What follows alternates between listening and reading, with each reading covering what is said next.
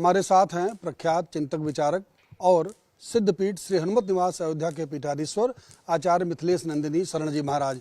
आज आपसे हम अयोध्या में 25 नवंबर को होने वाले ध्वजारोहण समारोह के बारे में बातचीत करेंगे और उसकी पौराणिकता, उसकी मान्यता से संबंधित विषयों पर आपसे सवाल करेंगे। महाराज जी, आपसे हमें जानना चाहेंगे कि जो ध्वज लगाया जाएगा उसकी क्या पौराणिक मान्यता है, क्या मान्यता है, उसको किस तरह देखा जाना चाहिए? ध्वज अस्मिता का, अस्तित्व का, सत्ता का और प्रतिज्ञा का प्रतीक चिन्ह है। तो जो भी सत्ता, उन्नयन और उत्थान की स्थिति में होती है उसका एक ध्वज चिन्ह होता है। देवताओं के सभी के ध्वज हैं, जो उनके वाहन हैं वही उनके ध्वज हैं। नारायण के, शिव के, गणपति के, भगवती के। राजाओं के ध्वज होते हैं, सेनाओं के ध्वज होते हैं, संस्थाओं के ध्वज होते हैं। वे ध्वज अस्मिता को भी व्यक्त करते हैं और उसकी प्रतिज्ञा को भी व्यक्त करते हैं।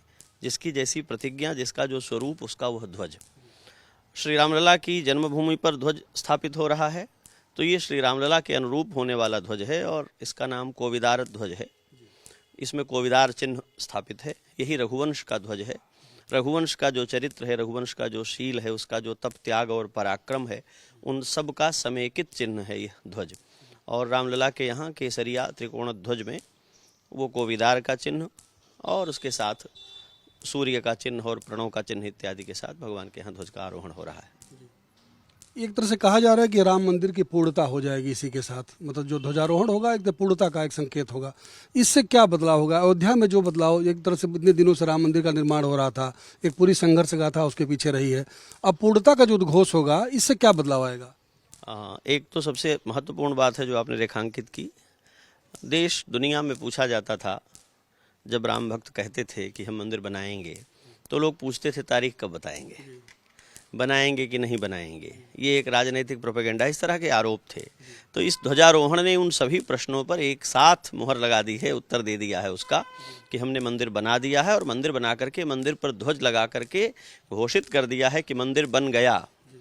एक समय था कि मंदिर बनेगा, एक समय था कि मंदिर बन रहा है, और अब एक समय है जो कह रहा है कि मंदिर बन चुका है। और उस संपूर्ण हुए मंदिर में, जिसमें रामलला विराजमान है, जिस पर भगवती सीता के साथ श्री रामभद्र विराजमान है सपरिकर, उसमें भगवान का ध्वजारोहण हो रहा है। मंदिर की पूर्णता का, शताब्दियों के संघर्ष का, दशकों के संघर्ष का और हिंदू समुदाय के, सनातन धर्मावलंबी समुदाय के न्याय और शांति निष्ठा का प्रमाण बन करके ये ध्वजारोहण हो रहा है। ये विश्व भर में एक उदाहरण है कि जिसने बिना प्रतिघात किए हुए अविरोध भाव से, न्याय की मर्यादा में रहते हुए, परस्परता की और सामाजिकता की मर्यादा में रहते हुए रामलला का ध्वज फहराया है। ध्वज के अनेक संकेत हो सकते हैं, पर जो सबसे बड़ा संकेत है वो ये है कि श्री रामलला का ध्वज जैसे मनुष्य मात्र को अंगीकार करने, सामाजिक समरसता के भाव से सबको हृदय से लगाने और स्वीकार करने की बात श्री राम जी में है, उनके ध्वज में भी वो बात है। यही कारण है कि श्री राम मंदिर में श्री राम जी के साथ ही भगवती दुर्गा, भगवान शिव, गणपति, श्री हनुमान जी महाराज, माता शबरी, निषाद राज, जटायु और कहाँ तक कहें गिलहरी, जिसकी कथा प्रसिद्ध है कि समुद्र में सेतु बंधन करते समय उसने सेवा की थी, उसको भी स्थापित किया गया है। श्री राम सबके हैं, सभी देश काल में, सभी जाति वर्ग और विचार में। उनका ध्वज भी यह संकेत करता है। और मैं तो इसे इस तरह भी कहता हूँ कि जैसे कहा जाता था, प्रसिद्ध था कि प्रयाग से अयोध्या के भवन, इसकी पताकाएं दिखाई देती हैं। मैं कहता हूं कि श्री राम लला का ध्वज लगने के बाद प्रयाग से ही नहीं, अमेरिका से भी अयोध्या का ध्वज दिखाई देगा। दुनिया भर से लोग आ रहे हैं और लोग चकित हैं। तो यह ध्वज एक तो धार्मिक ध्वज है, दूसरा ये सांस्कृतिक ध्वज है, और तीसरा यह हमारा राष्ट्रीय ध्वज के गौरव और उसकी विश्वसनीयता को बढ़ाने वाला ध्वज है। भारत की सत्यमेव जयते की प्रतिज्ञा का प्रमाण बनकर के रामलला के यहाँ ध्वजारोहण हो रहा है। आप अयोध्या में ही निवास कर रहे हैं। राम मंदिर का निर्माण शुरू होने के बाद या पूरी प्रक्रिया शुरू होने के बाद अब पूर्णता को प्राप्त हो रहा है। सरकार की जो प्रतिबद्धता है, जिस तरह से आप देख रहे हैं, अयोध्या में किस तरह का बदलाव देख रहे हैं, क्या वो आपको ठीक लगता है या इसकी रफ्तार और तेज होनी चाहिए? अयोध्या के सौंदर्य को देखें, इसके विकास को देखें, एक उपेक्षित नगर से लेकर के देश दुनिया के मुख्य धारा के नगरों में अयोध्या के सम्मिलित हो जाने को लेकर देखें, तो इसकी जितनी प्रशंसा की जाए कम है। इसके लिए माननीय प्रधानमंत्री की, माननीय मुख्यमंत्री की जितनी प्रशस्ति की जाए वो थोड़ी है। हम लोगों ने और हमारे समाज ने कभी कल्पना नहीं की थी कि अयोध्या को ऐसा मान मिलेगा, इसकी ऐसी महिमा बढ़ेगी। निश्चय ही इस महिमा के केंद्र में भगवान श्री राम हैं, लेकिन इसमें जिन जिन की भूमिका है वो सब सराहना के पात्र हैं। विकास की असाधारण परियोजनाएं हैं, इतनी योजनाएं अयोध्या के विकास की हैं कि एक बारगी उनको गिनाना संभव नहीं है। लेकिन ये चिंता जरूर करनी होगी कि अयोध्या एक पौराणिक नगरी है, वैदिक अवधारणा की नगरी है। आधुनिक विकास की शर्तें पूरी करते हुए हम इसकी पौराणिकता की रक्षा कितनी कर पाएंगे, ये एक प्रश्न है। सुंदर सड़कों का निर्माण आज हो रहा है तो हमें ये नहीं सोचना चाहिए कि ये पहली बार हो रहा है। वाल्मीकि रामायण में ही अयोध्या का परिचय है सुविभक्त महापथा। चौड़े प्रशस्त मार्गों वाली राजधानी अयोध्या है, जिसमें लोगों के चलने पर धूल नहीं उड़ती है, सुगंधित जल से सिंचाई हुई है। तो ये उस समय भी था।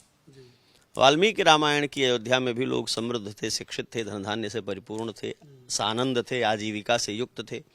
तो आज अयोध्या यदि अपने वैसे रूप की ओर बढ़ेगी तो मैं इसे कहता हूँ कि समाधि से जागती हुई अयोध्या है, जो अपने वास्तविक स्वरूप को फिर प्रकट कर रही है। किंतु देशकाल के कुछ संकट भी होते हैं। आधुनिकता में व्यवस्थाओं को बढ़ाने में मैं कुछ संकेत करूं तो होटल्स के बढ़ने में एक और आवासीय सुविधा बढ़ रही है, दूसरी ओर अयोध्या का आवासीय चरित्र बदल रहा है। रेस्टोरेंट्स बढ़ रहे हैं, यहाँ डोमिनोज और जोमेटो की सर्विसेज आ जाएंगी। एक बारगी तो देखने में लगता है कि ये सब बहुत अच्छा हो रहा है, खूब सुविधा बढ़ रही है। पर एक प्रश्न ये भी उठता है कि अयोध्या के खान पान की एक संस्कृति रही है। दुनिया भर से लोग आते थे और सात्विक आहार, बिना प्याज लहसुन का भोजन, शुद्ध शाकाहार और जो परम कल्याणकर है भगवान को भोग लगाकर खाने की पद्धति, तो जो हमारी खान पान की संस्कृति है अयोध्या की, वो बदलेगी। हम इस बदलाव को कहाँ तक स्वीकार करेंगे, और यदि इस बदलाव को हम स्वतंत्र कर देंगे तो अयोध्या कितनी अयोध्या रह जाएगी। ये किसी भी निर्माण के साथ संकट होता है, तो इसका भी विचार हमें करना पड़ेगा। अयोध्या में बजट के साथ, अयोध्या में बहुत बड़े विजन के साथ जो काम हो रहा है उसकी तो प्रशंसा की जाएगी, लेकिन उसको लेकर के अयोध्या की मौलिकता पर एक दूसरी तरह की आधुनिक अयोध्या चढ़ जाएगी, ये चिंता भी है। तो इधर ध्यान जाना चाहिए। जो लोग भी इस काम को कर रहे हैं उनको पूरे स्वागत के साथ और सराहना के साथ। जब हम बड़े निर्माण करते हैं तो त्रुटियों के संकट भी बड़े होते हैं। श्रीमद् वाल्मीकि रामायण में चर्चा आई है कि जब अश्वमेध की बात आई तो कहा कि अत्यंत सावधान रहो। क्यों? तो कहा इसमें छिद्रान्वेषण करने के लिए ब्रह्म राक्षस घूम रहे हैं और जहां कहीं त्रुटि मिलेगी वहीं से अनर्थ का मार्ग खुल जाएगा। तो सरकार हो, चाहे काम करने वाली संस्थाएं हो, चाहे स्थानीय प्रशासन हो, उन्हें इस बात पर विशेष ध्यान देना चाहिए। और इधर ध्यान कम है कि इसमें त्रुटियां न हों। लोगों को कहने सुनने का अवसर मिल रहा है। और सबसे बड़ी बात है, जिन अयोध्या वासियों को मृत्युलोक की सारी मर्यादा किनारे रख करके अपने साथ भगवान श्री राम वैकुंठ ले गए थे, उन अयोध्या वासियों का कोई दुख, कोई असहमति, कोई व्याकुलता हो तो उसकी भर्त्सना नहीं की जानी चाहिए, उस पर विमर्श होना चाहिए और बैठ करके विचार पूर्वक उसका रास्ता निकाला जाना चाहिए। इस एक अनुरोध के साथ अयोध्या के जो विकास हैं, राम मंदिर के निर्माण से अयोध्या जिस प्रकार उद्भासित हुई है, जिस प्रकार प्रकाशित हुई है, यह कल्पनातीत है और इसकी भूयो भूयः सराहना की जानी चाहिए। एक आखिरी सवाल, लंबे समय तक अयोध्या जो उपेक्षित रही, एक तरह उदासीनता पसरी रहती थी, तो एक आम धारणा बन गई थी कि अयोध्या को माता सीता जी का श्राप है। आप इससे कहाँ तक सहमत हैं? जो कहता है अयोध्या को शाप है, मुझे लगता है उसकी बुद्धि को शाप लगा हुआ है। और ऐसे लोगों के लिए हमने बहुत पहले कहा था कि ये अभिशप्त बौद्धिक हैं। अयोध्या वैकुंठ है, पाप, ताप और शाप इसका स्पर्श नहीं कर सकते हैं। जिसको कोई कुंठा छू सकेगी वो वैकुंठ नहीं होगा। अयोध्या तो पाप के द्वारा, अभिशाप के द्वारा स्पर्श नहीं की जा सकती, अयोध्या ही है ये। पुराणों में इसका यही प्रतिपादन किया गया है। यह असल में अपनी कुंठा को छिपाने की युक्तियाँ हैं कि ये तो ऐसी ही रहने वाली है। अयोध्या का दर्शन करके, अयोध्या की यात्रा करके, अयोध्या में निवास करके पीढ़ियों के पाप, ताप, शाप छूट जाते हैं। अयोध्या को जानकी जी शाप देंगी ये कहकर जानकी जी का भी अपमान किया जाता है और अयोध्या का भी अपमान किया जाता है। एक प्रसंग है रामकथा का, जिसने रामकथा से जुड़े हुए लोगों को, भावुकों को बहुत विह्वल किया है। श्री जानकी जी के वाल्मीकि आश्रम जाने का प्रसंग। उस प्रसंग की आड़ से हमारी लोक कथाओं में, लोकगीतों में बहुत तरह की भावनाएं प्रचलित हो गई हैं। वे आधारभूत नहीं हैं, वे सैद्धांतिक नहीं हैं। और यदि जानकी जी अयोध्या को शाप देंगी तो ये कहने वाले बौद्धिकों से मेरा प्रश्न है, पूरी धरती पर कहाँ अयोध्या से ज़्यादा जानकी जी का पूजन हो रहा है? मिथिला से विदा होकर श्री जानकी जी आई, मिथिला दोबारा गई नहीं और अयोध्या के अलावा श्री जानकी जी ने कहीं निवास किया नहीं, तो उनका पूजन कहाँ हो रहा है? पूरी अयोध्या में घूम करके कोई एक मंदिर हमें बताइए जहाँ राम जी अकेले हों, जानकी जी ना हो। तो हम तो ये कल्पना ही नहीं कर सकते हैं कि कोई शाप जानकी जी अयोध्या को दे सकती हैं। जिन जानकी जी को अयोध्या की वधू होने का गौरव है और वो बड़े गर्व के साथ, बड़े अभिमान के साथ बार बार अपने ससुर चक्रवर्ती जी महाराज का स्मरण करती हैं, भगवान श्री रामभद्र का स्मरण करती हैं, अपनी दुर्बलताओं को लेकर के ये कहना कि जानकी जी ने अयोध्या को शाप दिया है, ये अनर्थ है। ये श्री जानकी जी का भी तिरस्कार है और अयोध्या का भी तिरस्कार है। अयोध्या दूसरों का, अपने शरणागतों का शाप मुक्त करने वाली पुरी है, यह स्वयं शापग्रस्त होने वाली पुरी नहीं है। इसी अयोध्या का नाम लेकर के दुर्बल विपक्ष बनकर बैठे हुए लोग प्रचंड बहुमत की सरकार में बैठे हुए हैं। अयोध्या तो दूसरों को अभिशाप से मुक्त करती है, अयोध्या को कौन सा शाप छूने वाला है। दाने के मोहताज लोग इसी अयोध्या में आकर के, इसी अयोध्या का आश्रय लेकर के महामहिम होकर पूज्य बन करके पांव पुजा रहे हैं। दुनिया में मूर्ख और लतमरुआ बन करके घूमने वाले लोग इसी अयोध्या में आकर के महामहोपाध्याय और महामंडलेश्वर बन करके बैठते हैं। अयोध्या अभिशापग्रस्त है, ये कहते हुए जीभ नहीं कांपती है। अयोध्या को कोई अभिशाप छू नहीं सकता है। एक ही अभिशाप अयोध्या का है, अयोध्या से वरदान लेने वाले लोग अयोध्या की पूजा करने से कतरा रहे हैं। तो यदि अयोध्या से वरदान पाने वाले, अयोध्या से सिद्धि पाने वाले लोग वस्तुतः अयोध्या की पूजा करने के लिए प्रतिबद्ध हो जाएं, तो अयोध्या का जो वास्तविक प्रकाश है और प्रकट हो जाएगा। आप सुन रहे थे आचार्य मिथिलेश नंदिनी शरण जी महाराज को। वीडियो जर्नलिस्ट सुंदरम केसरी के साथ राजीव ओझा, लाइव टाइम्स अयोध्या।